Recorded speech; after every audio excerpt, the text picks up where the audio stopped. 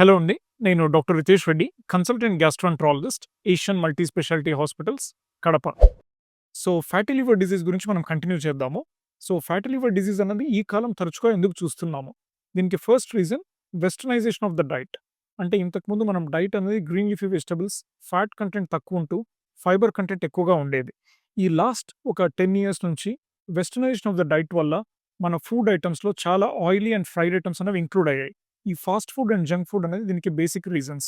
Pizzas, burgers, pasta ఇలాంటి వాటన్నిటి వల్ల కూడా ఫ్యాటీ లివర్ డిసీజ్ అనేది అధికంగా చూస్తూ ఉన్నాము.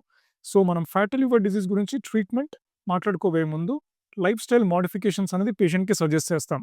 ఫస్ట్ ఏంటంటే oily, fried and fatty foods తగ్గించడం. ఎవ్రీడే అట్‌లీస్ట్ 30 మినిట్స్ వాకింగ్ చేయడం. బాడీ వెయిట్‌ని at least 10% of the current body weight కన్నా కూడా తగ్గించడానికి ట్రై చేయాలి. మెడికేషన్స్ మనకున్నవి omega 3 fatty acids with vitamin E and saroglitazar. ఈ 2 మెడికేషన్స్ వల్ల కూడా మన ఫ్యాటీ లివర్ డిసీజ్ అనేది తగ్గుతుంది. లివర్ ఎంజైమ్స్ అనేవి కూడా మెరుగుపడుతూ ఉంటాయి. Thank you.